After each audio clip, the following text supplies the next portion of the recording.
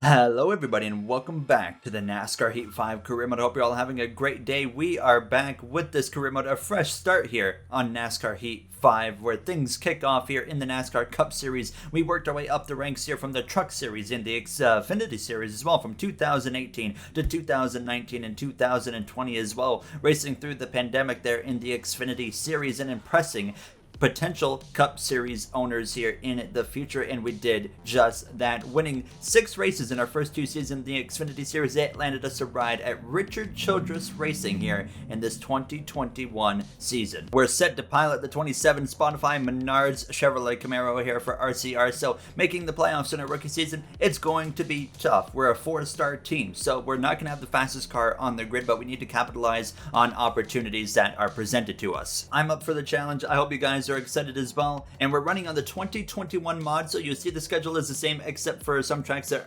aren't in the game that are in the real life schedule have been instead added, like Mid-Ohio to that slot, or Canada as well, but very excited to use this 2021 mod, a brand new storyline, a part of this series, brand new mods as well, but the first couple seasons are going to be more of the 2021 season, and then hopefully transition into the 2022 season for season 2 with next gen paint schemes on these generation 6 Cup cars, and then we'll go from there creating our own storyline. I hope you guys are excited. There you saw the finishing results from both the Trucks and Xfinity Series races, and the way this series continues is if you guys continue to support it. It's the only way it will continue. So I hope to see your support here for this series, and now we're going to get ready to head into our first race here as a NASCAR Cup Series rookie in the Daytona 500 here. We would get underway with some qualifying actually in our Menards Chevrolet Camaro for our first time in our Cup Series career for this Richard Childress Racing number 27. I was expecting, just from my past here in NASCAR Heat 5, to qualify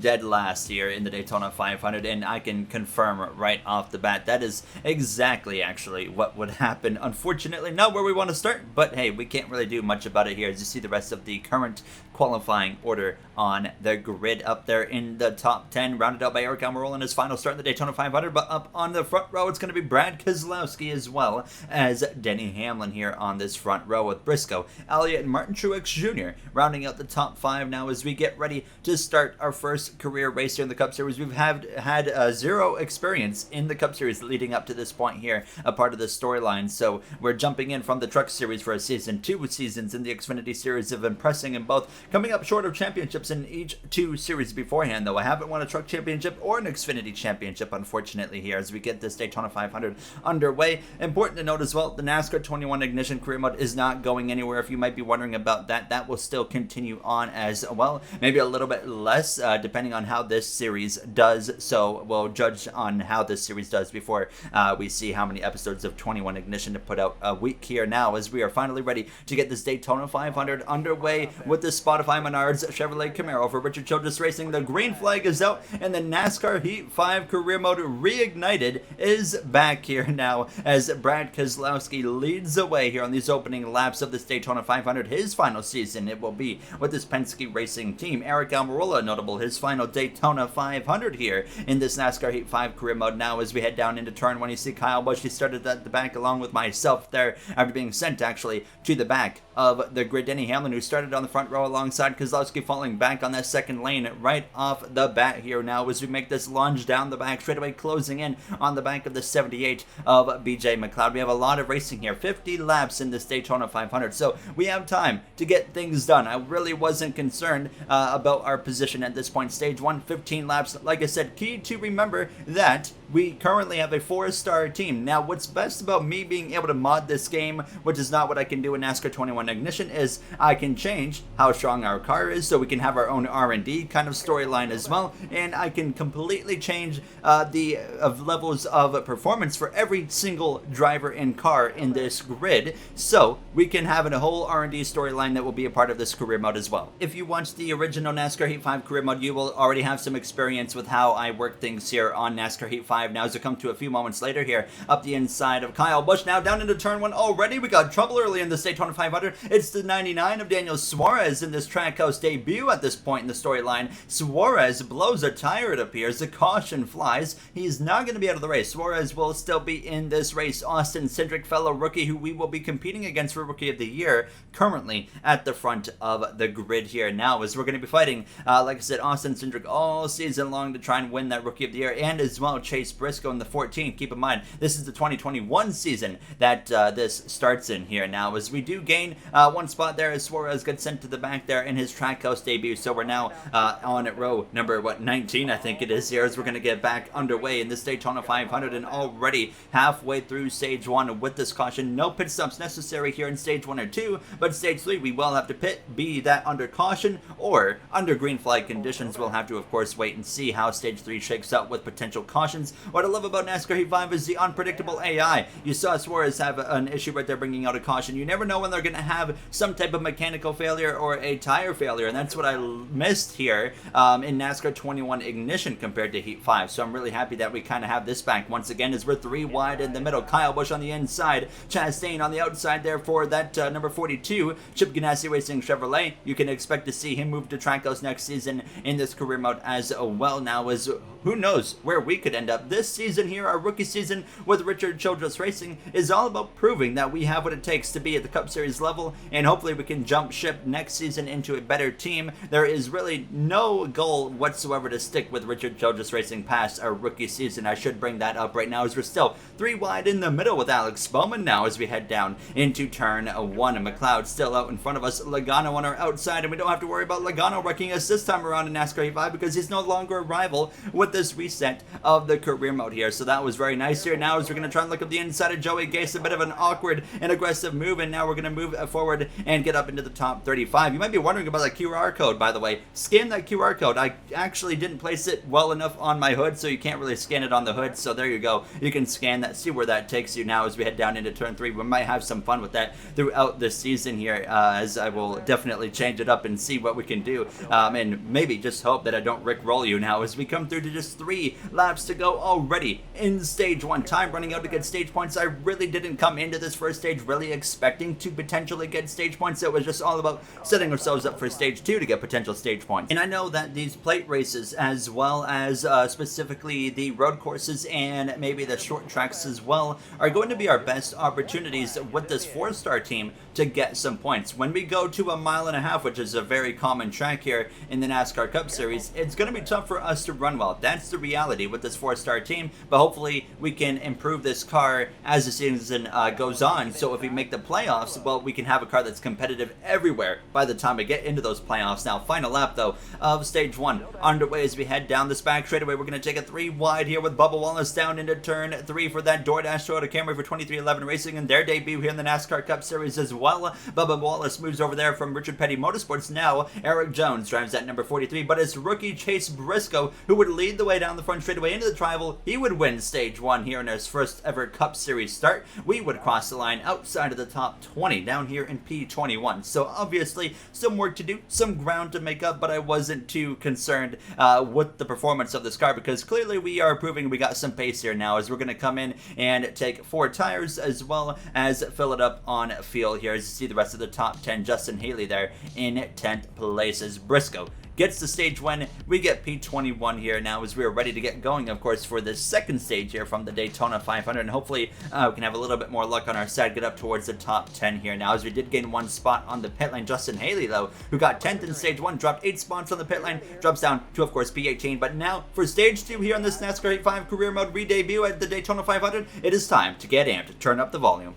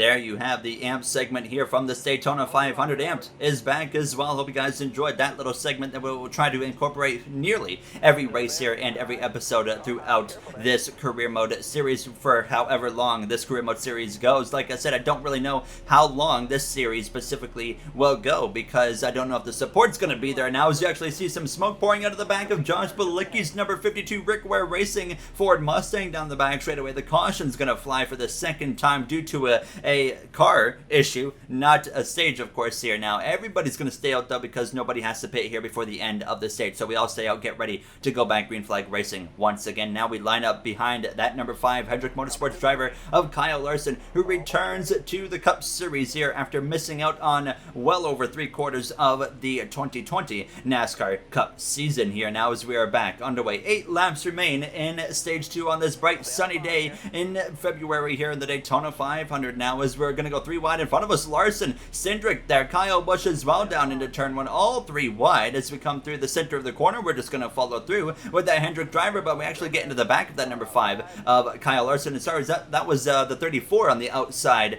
of Michael McDowell, not actually Kyle Busch here. Now as you can see, the loss of momentum that we just had right there after just getting into the back of the car in front of us, Martin Truex Jr. going to just go speeding down the back straightaway past our outside. We drop back down into 19th place here, but we still need some work if we want to get some stage points here. Now we're 9 spots down, of course, from potential stage points. So definitely not the pace in the car that we would have loved to had, but we expect that here with a 4-star car here with this Richard Childress Racing team. We of course have 2 teammates that we can link up and work together with, not only today, but any point throughout the season, especially at the plate tracks, and that's Austin Dillon as well as Tyler Reddick. And right now we haven't even had a chance to link up with any of them, actually, as the caution would come out with a few laps ago in stage 2. We had climbed up into 11th place at that point, but the caution flies, ends the stage, so we come up 1 spot short of a potential stage point. William Byron for Hendrick Motorsports in that number 24 car, he is going to win stage 2, so a playoff point and 10 extra regular season points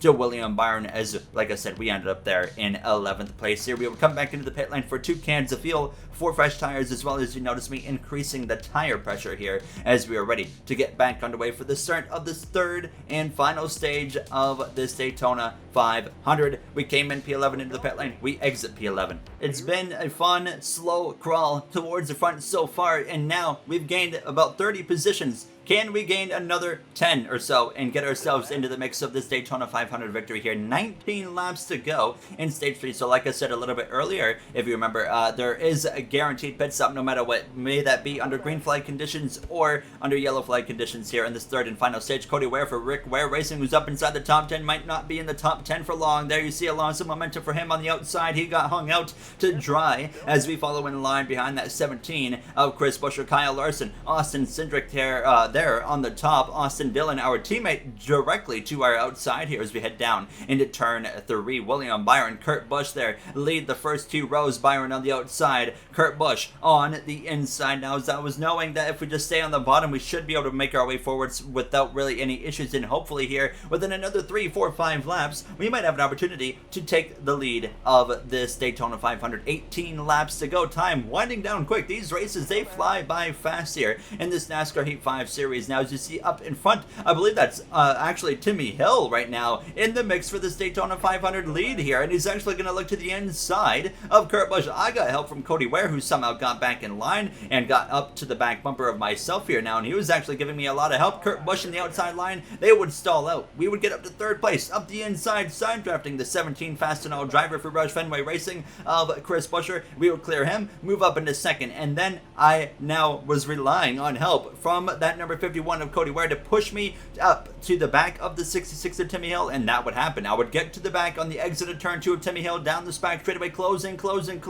We got to make the move to the inside, and here we are with an opportunity to take the lead of the Daytona 500, side drafting that 66 as we head down into turn 3. It's going to be a drag race here, but we pull off his side, and now to the lead we go with more help from Cody Ware, and we might lead our first lap of our NASCAR Cup Series career in just our first race in this Daytona 500. Coming to 14 laps to go. The 51 pulls off our rear bumper. We come through to lead our first lap here in our NASCAR Heat 5 career mode now, as hopefully we can hold on to that lead. That's the main thing, and unfortunately it did not last long. Actually, here comes the 37 of Ryan Preece for JTG Doherty Racing. He would just breeze past my outside. Here comes the 2 of Keselowski as well with a whole lot of momentum, but I would at least have enough help from Cody Ware to stay ahead. But we would continue in second place here now down this front straightaway, approaching 13 laps to go in this Daytona 500. Now trouble though in the background. The rookie of Cindric has gone around in the Tribal collects Eric Almirola in his final Daytona 500. Caution flies here in Daytona.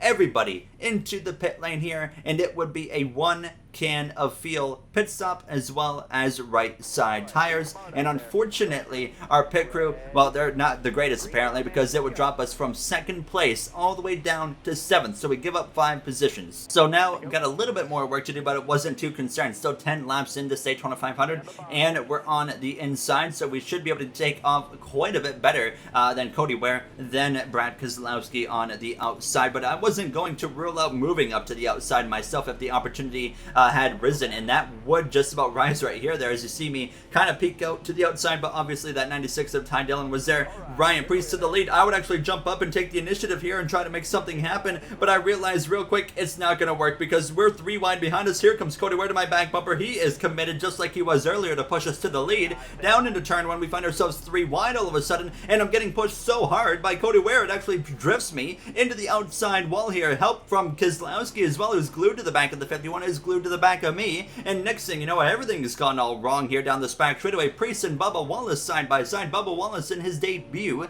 for 2311 Racing has an opportunity to go to the victory lane here in the Daytona 500. What a moment it would be for Bubba Wallace and 2311 Racing here in their NASCAR Cup Series debut. Now contact with Matt DiBenedetto in the 21 car there for Wood Brothers Racing. We all save it, we keep it going in the right direction, but we continue drifting down the order. Fortunately, everybody would get settled out 2 wide, so we would be able to finally settle in and actually get past that number 21 of DiBenedetto. We were glued right to the back of Ty Dillon, but the caution comes out again with 7 laps to go, and that is going to force a late race restart. Bubba Wallace, Ryan Preece will be the front row for what likely will be the final restart of the Daytona 500. Daniel Suarez has worked his way back into the top 10. Don't forget, Daniel Suarez and Trackhouse Racing, an alliance car to this Richard Childress Racing team here now as we get back underway with 4 laps to go. But you can see right there, the car does not take off. A glitch that has been in NASCAR Heat 5 since the release, still here unfortunately. And what caused this was I was riding on the back of the car in front of me at the time of the caution, and when that happens, for some reason it does not allow your car to take off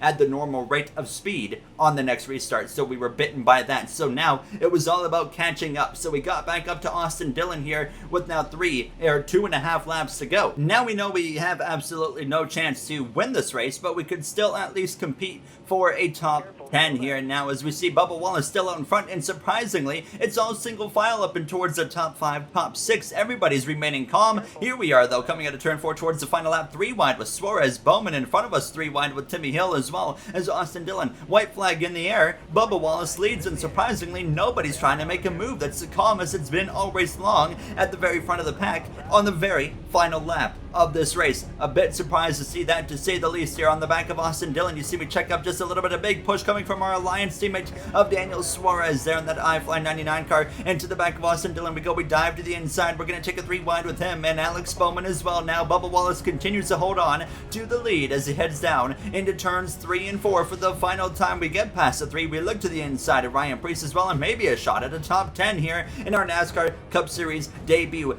Bubba Wallace, Eric Jones are going to come through to lead the way down the front straightaway. We make a pass nearly on Kyle Busch, not enough. Bubba Wallace wins the Daytona 500 over the car that he left to go to that 2311 Racing Team 4. We finished 9th place here in our Cup Series debut at Daytona, so I could not really ask for a whole lot of a better finish, to be honest. A top 10 with a 4-star team.